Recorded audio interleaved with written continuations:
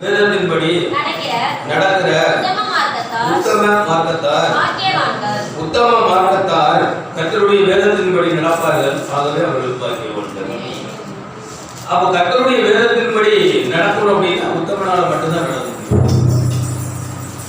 கர்த்தருடைய வேதத்தின்படி நடக்கிற உத்தம மார்க்கத்தார் அப்படின்னு உத்தம மார்க்கம் தான் கர்த்தருடைய வேதத்தின்படி என்ன செய்ய முடியும், நடக்க முடியும். அப்படி நடக்கும் பொழுதுதான் அது என்ன நடக்குது அப்படின்னு சொன்னா அவன் என்ன செய்யறான்னா ஒரு பாக்கியமான நன்மையை பெற்றுக் கொடுக்குறான். யோபு 1:1 வாசிங்க. யோபு 1:1 உத்தமன் அப்படிங்கிறதான் ஒரு கேரக்டருக்குள்ள எல்லாமே அடங்குது.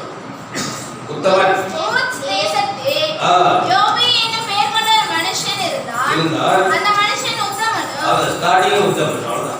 ஒரு உத்தமன் அப்படிங்கும் போது இந்த இடத்துல என்ன சொல்லி பார்த்தீங்களா, வேதத்தின்படி நடக்கிறவர்கள். இந்த இடத்துல உத்தமன் அப்படின்னாலே இன்னும் சில குணாதிசயங்கள் அவனுக்குள்ள இருக்கிறத காமிக்கிறாங்க. என்ன காமிக்கிறாங்க? அவன் உத்தமனும் துன்மார்க்கன் அப்படிங்கிறத கடந்த நாளில் நம்ம பார்த்து நினைக்கிறோம். துன்மார்க்கன் ஆண்டவரை அறியாதவர்கள் செய்யக்கூடியதான காரியங்கள். இது சன்மார்க்கனும். சன்மார்க்கனுக்கு தேவனுக்கு பிரியமானவர்கள் நடக்கிறவன். சன்மார்க்கனும் தேவனுக்கு பயப்படுகிறவன். அவன் தேவனுக்கு பயப்படுறவன் தான் பொல்லாப்பை விட்டு என்ன செய்ய முடியும், விலக முடியும். தேவனுக்கு பயந்து பொல்லாப்பை விட்டு விலகுகிறவனும் இதுலயே ஒரு உத்தமனுடைய முழு நிலைப்பாடுகளும் வந்து இந்த சங்கீதக்காரர் சொல்றான், வேதத்தின்படி நடக்கிற உத்தம மார்க்கத்தார் பாக்கியவான்கள். அந்த பாக்கியவான்கள் எப்படி இருப்பாங்கன்னா அவருடைய சாட்சிகளை கை கொண்டு அவரை முழு இருதயத்தோடு தேடுகிறவர்கள். அப்ப அவருடைய சாட்சிகளை கை கொள்வாங்கன்னா வேதம் படிக்கணும். நிறைய இடத்துல சாட்சி சொல்லுவாங்கல்ல, ஆண்டவர் எங்களை எப்படி வழி நடத்தினார், ஆண்டவர் எங்களை பலப்படுத்தினார், ஆண்டவர் பெரிய காரியங்களை என்னுடைய வாழ்க்கையில செய்தாருங்க என்பது சாட்சி. இந்த சாட்சிகள் எல்லாம் உள்வாங்கி தன்னுக்குள்ள என்ன செஞ்சுக்கிடுவான ஒரு பலத்தை உண்டாக்கிடுவான். அந்த அவர் உண்மையிலேயே பலன் கொள்கிற மனுஷன் உண்மையிலே அப்ப அவருக்குள்ள அப்படியே பலன் கொள்கிற ஒரு அனுபவம். கர்த்தர் இவ்வளவு பெரிய சாட்சி இருக்கு, இவ்வளவு பெரிய காரியங்களை செஞ்சிருக்காரு, இவ்வளவு பெரிய நன்மைகளை செஞ்சிருக்கிறாரு, இவ்வளவு பெரியதான அற்புதங்களை எல்லாம் செஞ்சிருக்கிறாரு. கிதியோன் கேட்கிறான் இல்லையா, இந்த மாதிரி பெரிய பெரிய அற்புதங்கள் எல்லாம் செஞ்சு வந்தாருன்னு ஆண்டவர் சொல்றாங்களே. அவன் சொல்றான், ஆனா இப்ப எதுவுமே இல்லையே. ஏன் இப்ப இல்ல? இப்பவும் நடக்கதான் போகுது. நீதான் கடமையாப்பட்டு கிடக்குற. நீ எப்பொழுது பராக்கிரமசாலியாய் மாறுவாயோ அப்பொழுது இதெல்லாம் நடக்கும். இந்த மாதிரி சொன்னாங்க. இந்த மாதிரி பெரிய பெரிய அற்புதங்கள் நடந்து சொன்னாங்க ஒரு காலத்துல. ஆனா இப்ப எங்க இந்த மாதிரி எங்களுடைய நிலைமை பத்தியில எதிரிக்கு பயந்து நாங்க என்ன செஞ்சுட்டு இருக்கிறோம், பயந்து போயிட்டு கோதுமை மணியில அடைச்சிட்டு இருக்கு. அப்பவும் அவர் சொன்னாரு, பராக்கிரமசாலியே கர்த்தரோடு இருக்கிறார். அவனை தேவன் பார்த்தது பராக்கிரமசாலி. ஆனா அவன் என்ன சொன்னான், எங்க கர்த்தர் இருக்கிறாரு. அவருடைய அவிசுவாசமான வார்த்தைகள் தான். ஆனா இதே மனுஷனை கொண்டு போய் தான் இப்ப எதுக்கெல்லாம் பயந்தானோ அதையெல்லாம் முறியடித்தார். இவர் தேடுறார், வந்து ஸ்ட்ராங் பண்ணி தைரியப்படுத்தி கூட உன்னை அனுப்புகிறவர் நான் அல்லவா, நீ ஏன் போகல, நான் தான் அனுப்புறேன். சகல மீதியாடியே ஒரு மனுஷனை முறியடிக்கிற மாதிரி நீ செஞ்சு வந்துருவேன். அதாவது ஈஸியா முறியடிச்சுட்டு வந்துருவேன். அப்ப என்னன்னா ஒரு சாட்சி அப்படிங்கிறது முழு இருதயத்தோடு அந்த சாட்சிகளை படிச்சு பார்க்கணும். மற்றவங்க சொல்ற சாட்சிகளை கொஞ்சம் நினைச்சு பார்க்கணும். 4 உமது நாங்கள் கருத்தாய் கை கொள்ளும்படி நீர் கற்பித்து. கருத்தாய் ஒரு கற்பனைகளை வந்து அவ்வளவு சீக்கிரத்துல நாம என்ன செய்ய முடியாதுன்னா நம்முடைய இருதயம் உட்பாங்க. இருதயமே எல்லாத்தையும் பார்த்து திருக்குள்ளதுமாக இருக்கிறது. என்னுடைய சிந்தையை அறிய தற்க மாட்டிய ஆரம்பி. அதுலதான் கர்த்தர் முகத்தை பார், மனுஷனும் முகத்தை பாருங்க, கர்த்தர் இருதயத்தை பார். இதனுடைய சிந்தை எப்படி இருக்கணும் யாராலையும் கண்டுபிடிக்க முடியாது. ஆனா இந்த கட்டளைகளை கருத்தாய் கை கொள்ளும்படி நீர் கற்பித்து. தேவனுடைய வார்த்தை முதல்ல எங்க போகுதுன்னா இதயத்துக்கு தான் போகுது. நமக்கு நிறைய வசனங்கள் ஆதாரமா நம்ம காண முடியும். வசனங்களை புரிந்து கொள்ள முடியாதபடி இயேசு சொன்னார், தேவன் அவர்களுடைய இருதயத்தை திறந்து. அந்த இருதயத்தை திறக்கும் பொழுதுதான் என்ன நடந்தது அப்படின்னா தேவனுடைய வாசம் உள்ள போச்சு. இந்த இருதயம் திறக்க முடியாதபடியாக அது சொல்ற பாருங்க, நாங்கள் கை கொள்ளும்படி நீ கற்பித்து. அதாவது எங்களுக்கு உணர்வு வரக்கூடிய அளவுக்கு நீ கற்பித்து. அதனால எனக்கு உணர்வு வந்தது. அப்ப தேவனுடைய வார்த்தை என்பது உணர்வுள்ளவனா. அந்த உணர்வு சில நேரங்கள்ல நம்மகிட்ட இல்லை. இந்த தேவனுடைய வார்த்தை எவ்வளவுதான் கேட்டாலும் உணர்வே இருக்காது. ஏன்? தேவனுடைய வார்த்தையை கேட்போம், அதுக்கு கனம் கொடுக்க மாட்டோம். ரோமர் 1:21 வாசிங்க. தேவனே வசனத்தை வாசிக்கும் போது நமக்கு நல்லா தெரியுது தேவன் தான் கர்த்தர். அதாவது நம்ம கர்த்தர் யாரும் நமக்கு நல்லா தெரியும். அவர்கள் தேவனை அறிந்தும் அந்த தேவனுக்குரியதான கணம் வந்து கொடுக்கிறது. தேவனுக்குரிய கணம் இங்க நான் தேவன் என்ன என்னுடைய கணம் என்ன சொல்றாரு இல்லையா? அதிகாலையில் தேடுகிறவன் என்னை கண்டடைவான்னு சொல்லியிருக்கேன். ஏன் அதிகாலையில் தேடுறது இல்லை? சோத்திரம் பண்ணிக்கிட்டு என்னை மகிமைப்படுத்துவான், நான் மகிமைப்படுத்துறது கிடையாது. எத்தனையோ விஷயங்களை ஆண்டவர் சொல்றார். எத்தனையோ விஷயங்கள்ல நம்ம பலவீனப்பட்டு போய் விடுகிறோம். ஆனால் சொல்கிறது துதியாமலும் சோதரியாமலும் ஒருவன் இருக்கும் பொழுது முதல்ல அதான் உனக்கு மருமகளா இருக்கட்டும், இல்ல மகளா இருக்கட்டும், இல்ல அக்காவா இருக்கட்டும், தங்கச்சியா இருக்கட்டும், அண்ணனா இருக்கட்டும், பிள்ளைகளை யாரா வேணாலும் இருக்கட்டும், ஜெபத்துல என்னைக்கு பிள்ளைங்க குறைவுபடுதோ அன்னைக்கு உனக்கு இடம் பிடிச்சு போச்சு. அது மருமகளா இருந்தா கேட்கவே வேண்டாம். மகளாவது சண்டை போட்டுட்டு அவங்களுக்கு போயிடுவோம். 4 மாதத்துக்கு வரமாட்டான். நம்ம மருமக முட்டிட்டான் போய் அப்புறம் அவ்வளவுதான் நடந்தவர் நம்ம வாழ்க்கையில அனுபவிக்க வேண்டியது. அல்லேலூயா. ஜெபிக்கிற பிள்ளைகள் இன்னைக்கு இல்லைன்னா அந்த உணர்வுள்ள இருதயங்கள் ஆரம்ப ஸ்டேஜில் இருந்த அந்த உணர்வுள்ள இருதயங்கள் நாளாக என்ன செஞ்சிடும் போயிடும். நல்ல பெட்டு, நல்ல ஃபேனு, அப்படியே ஹையா தூங்கிக்கிட்டு கேட்டதை புருஷன் தெரிஞ்சு வாங்கி கொடுக்குறான், தெரியாமலும் வாங்கி கொடுக்குறான். அப்போ ஒரு கவலையும் இல்லை. இந்த கவலை இல்லாம அப்படியே கொஞ்சம் கொஞ்சமா அப்படியே ஆடவர் விட்டு பின்வாங்கி நல்ல தூக்கத்துக்கு அடிமையாகி இல்லை செல்ல நோன்றதுல அடிமையாகி கடைசியில அவங்களுக்கு இருக்கிற கிருபையை அவர்கள் இழந்து விடுகிறார்கள். ஒரு நாள் மாமியார் கிட்ட வெளியே போன்னு சொல்ல போறதோ, இல்ல மகனை பார்த்து நீ உள்ளே வரக்கூடாது என் வீட்டுக்குள்ள சொல்லும் போதோ, இல்ல மகனை பார்த்து உன் முன்னாடி முடிஞ்சு வெளியே போடா அப்படி சொல்லக்கூடிய நாள் வரும்போதோ உன் கிருபை முற்றிலும் ஓய்ஞ்சுதான் நீ நினைச்சிருக்க. இன்னைக்கு சில தாய்கள் சரி கிடையாது. சில தாய்கள் சரி கிடையாது. சரியான வருமானங்கள் இல்லைன்னா என்ன செய்யறாங்க? மகளை கூட வச்சுக்கலாம்னு நினைக்கிறாங்க. மகளை வச்சு சமாதி மட்டும் போடலான்னு அந்த வம்சத்தெல்லாம் எடுத்து பார்த்தீங்கன்னா அப்படிதான் இருக்கு நிறைய இடத்துல. அவளுங்க காலத்துக்கு அவளுங்க வாழணும், அவளுக்கு கடைசி வரைக்கும் ஏதோ ஒரு சோறையில சாப்பிட்டு கிடக்குன்னா மகா நம்ம கண்ட்ரோல்ல இருக்கணும். மகா நம்ம கண்ட்ரோல்ல இருக்கணும்னா மருமகம் நம்ம கிட்ட இருக்கக்கூடாது. ஆனா ஒன்னா நம்ம 100% ஆக்டிங் கொடுப்பாளுங்க. என் மருமகனை நினைச்சு நான் வருத்தப்படுற மருமகம் தான் இருக்கு கிடையவே கிடையாது. ஆக்டிங்கே வேற. உன்னே ஒரு தெரிஞ்சுக்கோ, நீ கர்த்தருடைய பிள்ளைனா உன்னை கொண்டு என்ன கட்டணும்னு நினைச்சாரோ அதை கொண்டு உன்னை கொண்டே கட்டுவார். அப்புறம் நீ என்ன செய்ய ஆரம்பிப்பா? வாழ்க்கை முடியாதுங்கிறப்போ அப்படியே அதை வாழ்றதுக்கு ஏதாவது ஒரு வழி இருக்கான்னு பார்ப்ப. அதுக்கு ஒரே ஒரு வழிதான் இருக்கும், கூட்டு வழி மட்டும்தான் இருக்கும். என்ன சொல்றேன்னா நல்ல ஜெப ஜீவியங்கள் எப்ப உங்களுக்கு குறையுதோ, அது ஏன் குறையுதுன்னா உணர்வில்லாத இது. எப்படி உணர்வில்லாத இது வந்தது? துதிக்கிறது இல்லை, சோதரிக்கிறது இல்லை. வேலைக்காரிக்கு புள்ள மேல, வேலைக்காரிக்கு புள்ள மேல சாப் குழந்தை அழுது, அழாத குழந்தைங்க கிட்டி விட்டுட்டாங்க, குழந்தை அழுது, என் குழந்தைகள் பாக்குறேன் இல்லைன்னா அத்தனை வேலையை நானே ஒட்டி அடிச்சுவேன் பார்த்துருப்பேன் அப்படின்னு. ஒரு பொண்ணு எடுக்கும் போது அவன் அம்மா யாரு, அவன் அப்பா யாரு, அந்த குணாதிசயங்கள் என்னங்கிறத பார்த்தானே எடுக்கிறாங்க. ஏன் எடுக்கிறாங்க சொல்லுங்க டீச்சர்? ஏன் எடுக்கிறாங்க அப்படி? பெரிய மனுஷங்க யாருமே இல்லையா? எதுக்கு எடுக்கிறாங்க? ஒரு பொண்ணு எடுக்கும்போது அவங்க பேக்ரவுண்ட் என்னன்னா அந்த ஜீன், அந்த பழக்க வழக்கங்கள் அந்த குழந்தைக்கும் இருக்கும். அவன் அக்கா கொண்டு ஓட்டிட்டான், அது மாதிரி இவன் கொண்டு ஓட்டி, அது மாதிரி பழக்கங்கள் அந்த தொடர்ந்து வரக்கூடாது. நம்மளுடைய ஜீனெல்லாம் கற்று முடிச்சு போட்டுவார். அது வேற. நீ ஆண்டவர்களை வந்து இது எந்த காரியமும் படிக்காது. எத்தனை பேர் யார்கிட்ட அழுதுருக்காங்க தெரியுமா? என்ன மாதிரியே என் பொண்ணு ஆயிரம் நான் பயப்படுறேன். என் வாழ்க்கை தான் அப்படி நாசமா போச்சு, என் பொண்ணு இதே மாதிரியே போய் பயப்படுறேன். என் குடும்பத்துக்கு பூரா 2 தாலியா இருக்குவேன், 2 பொண்டாட்டிக்காரன், பொண்ணே கொடுக்க மாட்டானுங்க. இன்னைக்கு சாபம் எல்லாமே மாறி எல்லாமே என்ன செய்யறாங்க? இன்னைக்கு யாருமே 2 குடும்பம் காரணம் சாபம் மாற்றப்படுது. அலமேல் ஒரு அலமேல் இல்ல, அலமேலோட அக்கா தலைமையில் ஒரு நாள் ஒவ்வொரு நாள் என்னன்னு கேட்டேன், எங்க குடும்பம் பூரா இப்படியே தான் இருக்கணுமா ஐயா? இப்படியே தான் எங்க குடும்பம் பூரா நாங்கள் வாழணுமா? எங்க குடும்பத்தினுடைய சாபம் எங்களை விட்டு போகாதா அப்படின்னு. யார் சொன்னா போகாதுன்னு? பாவங்கள், சாபங்கள், ரோகங்கள் எல்லாவற்றையும் முறியெடுத்ததுதான் இயேசுனுடைய ரத்தம். எங்க அதாவது துதியாமலும் ஸ்தோத்திரியாமலும் இருந்து உன் மகன் ஜெபம் இல்லையா? இதுக்கெல்லாம் சப்ப கட்டுக்கிட்ட கூடாது. என் மகன் ஜெபம் இல்லை, உன் மகன் சாப்பிடலான்னு கோவம் வருது, மருமக சாப்பிடலான்னு கோவம் வருது.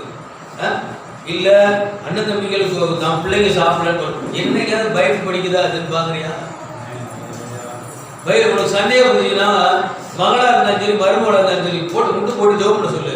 ஏன் முன்னாடி எதுக்கெல்லாமா நம்ம ஆர்டர் கொடுக்கல, எதுக்கெல்லாமா நீ மிரட்டல, இது சரியில்லை அது சரியில்லை நீ மிரட்டுற, நீ ஏன் முட்டு போட்டு எனக்கு முன்னாடி நீ ஜோம் பண்ணணும் போடு. ஏன் சொல்ல முடியல உன்னால? ஏன் சொல்ல முடியல? எல்லா விதத்திலையும் நமக்கு வந்து பிரியமா இருக்கணும்னு நினைக்கிறவங்க அதை நான் போய் தனியாக போய் ஜோம் பண்ணிக்கிறேன் விட அதை அங்கே ஜோம் பண்ணணும். ஒரு 40 நாள் வச்சு 1 மணி நேரம் முன்னாடியே ஜோம் பண்ணு சொல்லி பாருங்க. அந்த 40 நாள் கழிச்சு அது எங்க இருந்தாலும் ஜோம் பண்ண ஆரம்பிச்சு குடும்பத்துக்கு மிகப்பெரிய ஆசீர்வாதமா இருக்கும். அது மாத்திரம் இல்லை, விளக்கத்துக்கு ஒரு மருமா வேணும் சொல்லிய அவ விளக்கு ஏற்றுவாங்க. அதுக்கப்புறம் அந்த குடும்பம் பிரகாசமா இருக்கும். அந்த குடும்பம் பிரகாசமா இருக்கும். காரணம் அவள் எழுந்து பிரகாசிக்கிற விளக்கா மாறி இருப்பான். அவன் மேல கோவப்பட்டு பிரயோஜனம் இல்லை. மகள திருப்பி வாரா தடப்பட்டுட்டே வாரா, அவளுக்கு அட்வைஸ் சொல்லி ஒரு பிரயோஜனமும் கிடையாது. ஜோம் பண்ணு உட்கார வச்சு ஜோம் பண்ண சொல்லுங்க. இல்லைன்னா நானும் என்ன செய்யறது, பெத்த கடமைக்காக நானும் வரேன், சர்ச்சுக்கு வரேன்ப்பா, 2 ஒரு 10 12 பேர் செய்வோம், ஜோம் பண்ணுவோம் அப்படி சொல்லு.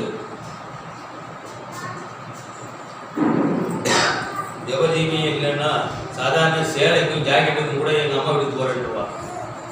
ஜபஜீவி இல்லை, நிறைய பொம்பளை அப்படிதான் மிரட்டுறாங்க.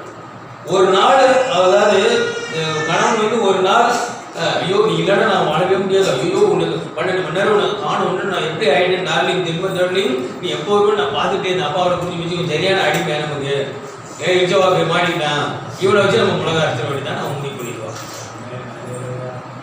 இவனை வச்சு நல்ல மிளகா அரைக்க வேண்டியதான். டார்லிங் இவன் டார்லிங் சொல்றேன், எனக்கு கையெல்லாம் வலிக்குது, ஏமா வலிக்குது, நீங்க எல்லாமே நான் தான் பார்த்தோம் தெரியுமா, சக்கலை தூத்துருக்கால அவ செய்யலையா? இல்லையா? எல்லாரும் போய் சேர்ந்து உங்களுக்கு நான் கொரோனா நேரத்தில் இந்த மாதிரி இதெல்லாம் வந்த உடனே சுகர் ஓவர் ஆகிடும். அப்போ நான் யோசனை பண்ணிகிட்டே இருக்கேன், இந்த ஜனங்களுக்கு நம்ம மேலே கோவப்பட்டாலும் சரி கோவப்படாலும் சரி இருந்தாலும் போனாலும் சரி சத்தியத்தை ரைட்டாக சொல்லி விட்டுணும், சொல்லுவீங்க கரெக்டாக சொல்லிட்டு போயிடணும். பிள்ளைங்க வாழ்ந்து பெருகணும். ஆண்டவருடைய வேத வசனங்களை நல்லா என்ன செய்யணும் கேட்டு இன்னும் அதுக்குள்ள எந்த சூழ்நிலைகளும் உங்களை பலப்படுத்துறதுக்கு ஒருவராலும் முடியாது. உங்களை பலப்படுத்துற வசனம் மட்டும்தான் பலப்படுத்தும். நீங்க அதெல்லாம் பலப்பட வேண்டி இருக்கிறது அவசியம். அப்ப என்ன சொல்ற, துதியாமலும் சோதரியாமலும் இருந்து எங்க ஆரம்பிக்கிறீங்களா? எங்க ஆரம்பிச்சு துதியாமலும் சோதரியாமலும் இருந்து அது அப்புறம் பார்த்தா இவங்க பேசுறதுல ரொம்ப நெக்கல் பிடிச்ச வியாபாரமா இருக்கும். என்ன கருத்தை செஞ்சுட்டாரு, என்ன அவங்களுக்கு ஏன் செஞ்சுட்டாரு, அவங்க பண்ணல அவங்களுக்கு என்ன பண்ணிட்டாரு, நக்கலா ஏன் என்ன இல்ல, துதி இல்ல சோதரமும் இல்ல, துதி சோதரம் இல்லாட்டலே நக்கல் பேச்சு. ஊர்லாம் தாமிரவர்கள் யாரும் அப்படி கரைப்புரண்டு ஓடும், அங்க கழுவுது தண்ணி இருக்குது.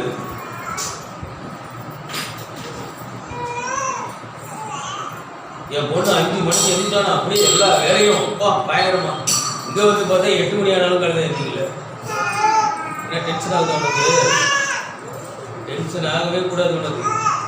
உனக்குள்ள ஜாக்கிரதையா இரு, நல்ல ஜோப் பண்ணு. கர்த்தர் ஒருவர் மட்டும்தான் இதை மாற்ற முடியும். பழைய சாபங்களை வந்து நின்றுட்டு என்ன செய்ய போகுது, அப்படியே குறைச்சிட போகுது. அதை தான் சொல்லிட்டு வரேன், பரம்பரை சாபங்கள் அப்படியே பிடிக்கும். நாம இடம் கொடுத்தா தான், இல்லைன்னா அந்த சாபம் நம்மள இல்லை நம்ம சந்ததியவே தொடாது.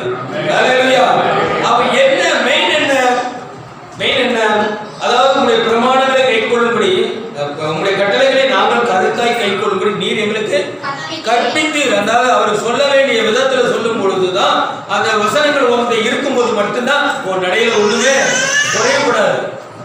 ஆனா கேட்கிற வசனங்கள் கேட்கிறோம், கேட்டு அதுதான் ஐயோ நம்மளுடைய கருத்தை தான் கருத்தறிந்து நம்புறோம். ஆனா அவருக்குரிய கனமாகிய புதியும் கிடையாது, சோதனமும் கிடையாது. எந்த வீட்டுல பொம்பளை, நான் இப்ப சொல்றேன், எந்த வீட்டுல பொம்பளை சூரியனை பாக்குறாளோ அவ குடும்பம் வளர்காது. வேலைக்கு எங்கேயாவது போயிட்டு டயர்டா போனாலும் அது வேற. சூரியனை பார்க்க கூடாது, சூரியனை பார்க்கறதுக்கு முன்னாடி நீ எரிச்சிடணும், சூரியன் ஒன்றும் பார்க்க கூடாது.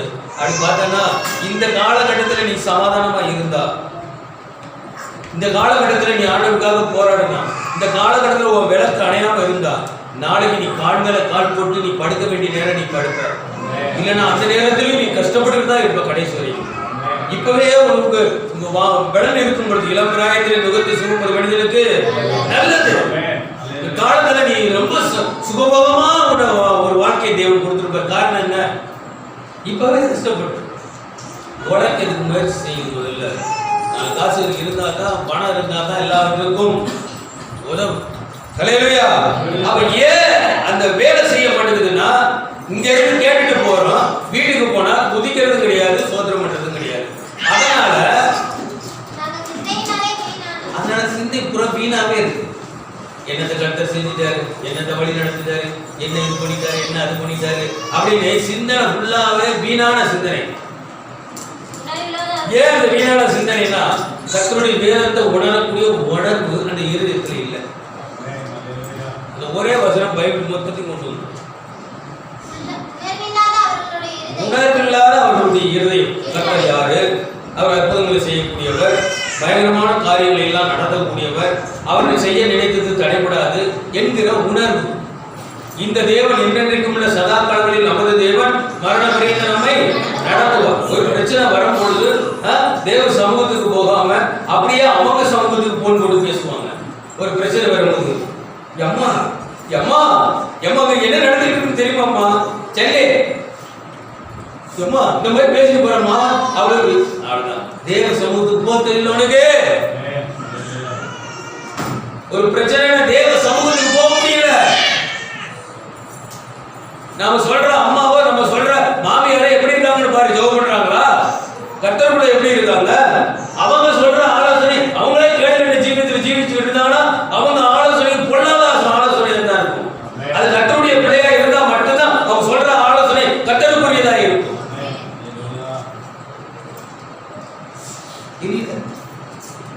ஜெபம் கிடையாது, துதி ஸ்தோத்திரம் ரெண்டு இல்லைன்னா ஃபர்ஸ்டே அடிதான் முடிவு. காலையில் எழுதி துதியின் சத்தத்தை கேட்டு சொல்லு. வாலிப வயசுல நல்லா ஜெபம் பண்ற பிள்ளைங்களுக்கு கூட வசனங்கள் எல்லாமே இருக்கு, அதுக்கு எந்த மாதிரி தெரிய நடக்கும். ஜெபம் கிடையாது.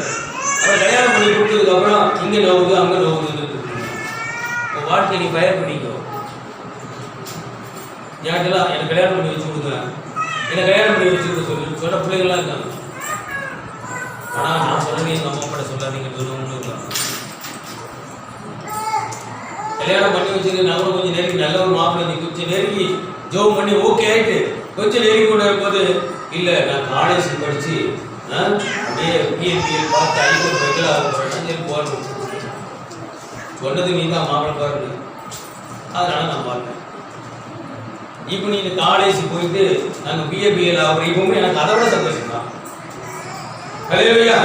இப்போவாது பிள்ளைக்கு புரிஞ்சு வந்துச்சேன்னு எடுத்து சந்தோஷப்பட்டு கர்த்தருக்கு நன்றி சொல்லுங்க. ஹல்லேலூயா. அப்போ அது எங்க தொடங்குது பாருங்க. ஸ்தோத்திரம் இல்லாதது தேவனுக்கு தெரியுது. தேவனுக்கு தெரியாம நம்ம வந்திருக்கோமா? தேவன் யாருக்கு தெரிஞ்சுதான் வந்திருக்கிறோம். ஆனா ஞாயிற்றுக்கிழமை மட்டும்தான் பைபிள் தச்சுக்கிட்டு என் பைபிள் எங்க, உன் பைபிள் எங்க, இந்த புருஷகாரம் பண்ணி சண்டை போட்டு பார்த்தீங்களா? உங்க சண்டையை போடுற போது என் பைபிள் எங்க இருக்கு உங்க பிள்ளை? சனியில அண்ணா இருக்கு எடுத்து போ அப்படின்னு அது புரிஞ்சு. மம்மி மம்மி ஒரு வசனம் சொல்லு மம்மி அப்படின்னு. உனக்கு எத்தனை முறை சொன்னாலும் அறிவே இல்லையா உனக்கு? எத்தனை இருக்கா உனக்கு வசனத்தை சொல்றது? போன வாரம் என்ன சொன்னேன்? போன வாரம் தேவனால எல்லாம் கூடும், அதையே போய் சொல்லு. அது நான் யாருக்கும் எல்லாரும் சொல்லிட்டாங்கன்னா கர்த்தரின் மேம்பரா இருக்கிறார். இப்போ அது ஒண்ணுதான்.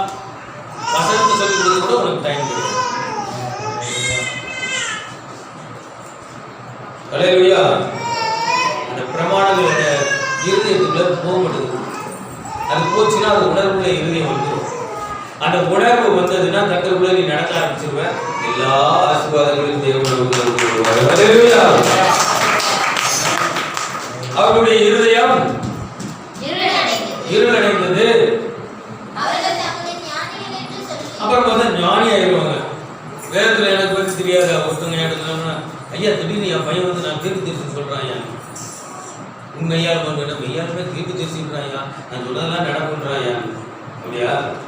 அது உண்மையாக பொய்யாடுனா ஒரு வசனத்தை எடுத்து காமிச்சு உன் பையன் தீர்ப்பு தரிசித்தானே. ஆமாம், இந்த வசனத்தை நீ படிக்க படிச்சு இப்போ சொல்லு.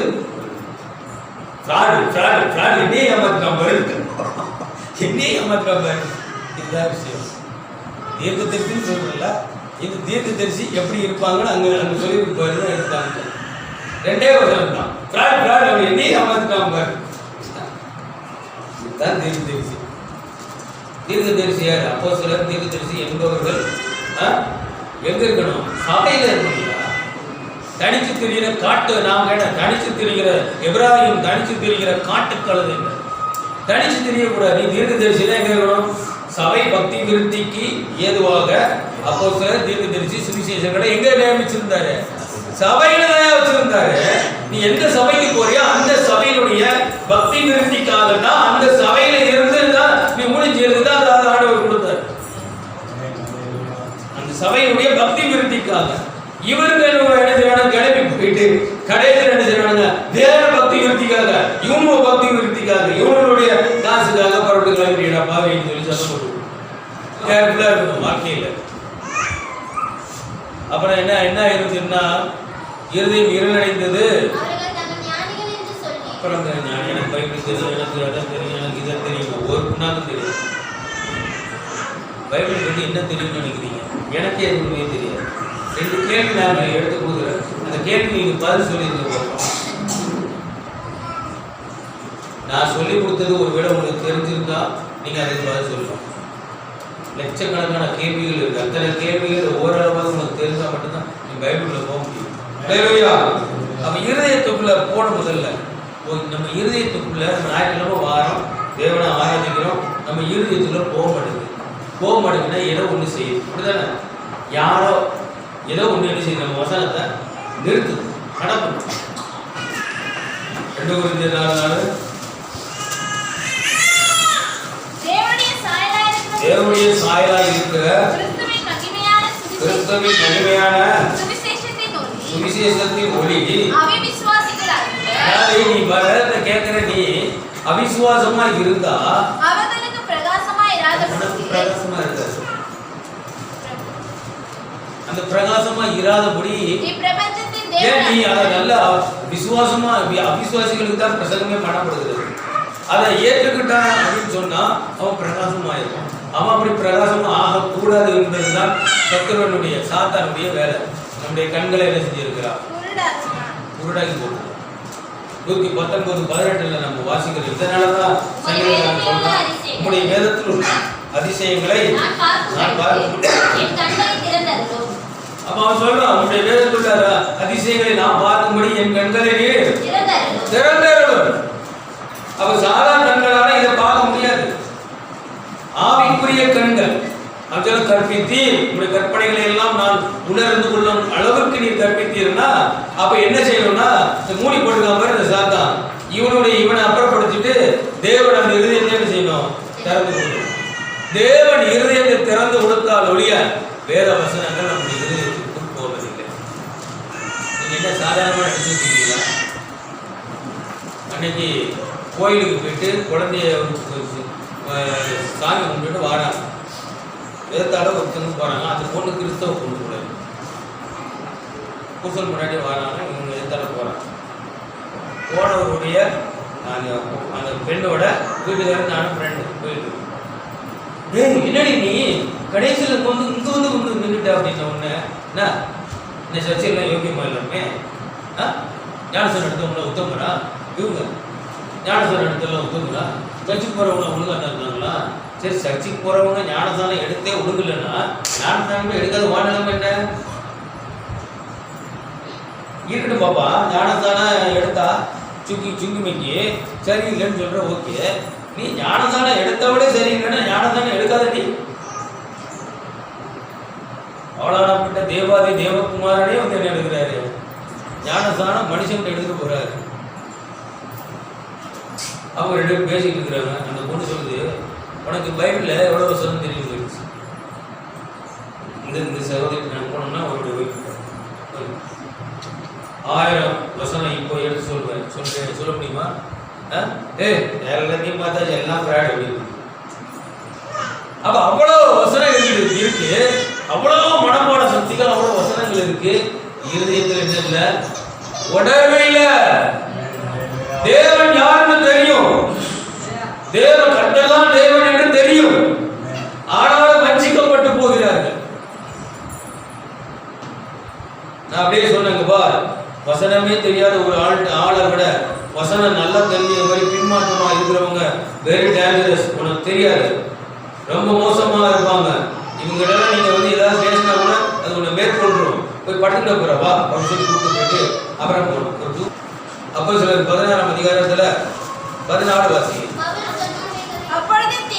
அப்பொழுது தியேத்திரா ஊராலும் ரத்தாம்பரம் விற்கிறவர்களும் தேவனை வணங்குகிறவளுமாகிய லீதியாள் என்னும் பெயருள்ள ஒரு ஸ்திரீ கேட்டுக்கொண்டிருந்தால் அவசரத்தை கூர்ந்து கேட்டுக்கிட்டே இருக்கா. இப்போ பவுல் என்ன பிரசங்கம் பண்ணானோ அதையெல்லாம் சொல்லியவைகளை கவனிக்கும்படி கர்த்தர் அவருடைய இருதயத்தை சரி. இப்போ என்ன புரியுதா அப்படிங்கிறது? நீங்க என்ன சாப்பாடு ஒரு டென்ஷனை இப்படியே பேசிட்டு இருக்காங்க, நோண்டிட்டு இருக்காங்க. இதெல்லாம் யார் கர்த்தர் இருதயத்தை திறந்து போதுல எவ்வளவு பரிதாபமான கேசுங்க. யோசனை பண்ணிப்பாரு. பவுல் சொல்லியவர்களை கூர்ந்து கவனித்து கேட்கும்படி லீதியாளுடைய இருதயத்தை யார் திறந்து கொடுக்கிறார்? கர்த்தர் திறந்து கொடுக்கிறார். கர்த்தர் திறந்து கொடுக்கிறார். சொல்ற சங்கீதத்துல 118 119 18ல உங்கள் வேதத்துள்ள அதிசயங்களை நான் பார்க்கும்படி என் கண்களை திறந்தரும். அப்ப திறக்கும் பொழுதுதான் என்ன நடக்குது அப்படின்னு சொன்னா இந்த வசனங்கள் உள்ள நுழையுது. இந்த வசனங்கள் உள்ள வந்த உடனே என்ன நடக்குது அப்படின்னா அவனை வந்து ஷைன் பண்ண ஆரம்பிக்குது. 6ஆம் வசனம் 119:6 நான் உடைய கற்பனைகளை எல்லாம் நோக்கும் போது கண்ணோக்கும் போது ஹல்லேலூயா. அதனால ஒவ்வொரு நாளும் அவருடைய வசனத்தை கேட்கறது ரொம்ப கேர்ஃபுல்லா. ஒண்ணு ஆண்டவர் சொல்றதை நீங்க கேட்க தயாரா இல்லைன்னா நீங்க சொல்றதை கர்த்தர் கேட்கறது இல்லை. சாதாரண பிள்ளைகளையே வச்சுக்கோங்க. ஒரு குழந்தைக்கு நம்ம சொல்லுவோம், அது அந்த குழந்தை கேட்கலன்னா அது சொல்றதை நம்ம கேட்க மாட்டோம். நான் சொல்றதை நீ கேள்வி முதல்லன்னு சொல்லுவோம். அவ கர்த்தர் சொல்றதை நம்ம கேட்க மாட்டோம். ஆனா நம்ம சொல்றதெல்லாம் கர்த்தர் கேட்போம். அந்த நிலைகள் எல்லாம் மாறி இருக்கு. எதுக்காக சொல்ல வரேன்னா இனி வரக்கூடியதான காலங்கள் மிக ஆசீர்வாதமான காலங்களை போதும்.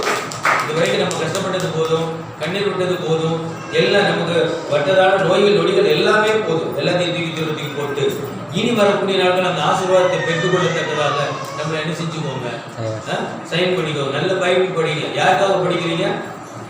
பைபிள் யாருக்காக படிக்கிற? எனக்காகவா? என் வீட்டுக்காகவா? யாருக்காக படிக்கிற? உனக்காக படிக்கிற. உனக்காக, உன் பிள்ளைகளுக்காக, உன் அம்மா அப்பாவுக்காக, உன் சொந்த பந்தத்துக்காக நீ படிக்கிற. ஜோம் பண்ணு. அம்மா எப்பா பார்த்தாலும் ஜோம் பண்ணு அம்மா அப்படின்னு. அம்மா மம்மி அப்பவே சொல்லணும், அடி ஜோம் பண்ணு அடிபட்டவள. அதுதான் முதல்ல சொல்றது, ஜோம் பண்ணு. எப்ப பார்த்தாலும் நான் என்னது சொல்றேன் கொஞ்சமா காதுக்கு கேள்வியா? ஜோம் பண்ணு மக்களே. அம்மா நான் சொல்றது ஜோம் பண்ணு மக்களே. அப்படிங்குரிய ஜீவிதத்துல தான் எந்த பிரச்சனை வந்தாலும் என்ன சொல்லுவாங்க? ஜெபம் பண்ண போய் அவர் தான் பிரச்சனையே இல்லாம முடிக்கிறார். எந்த ஒரு பிரச்சனையும்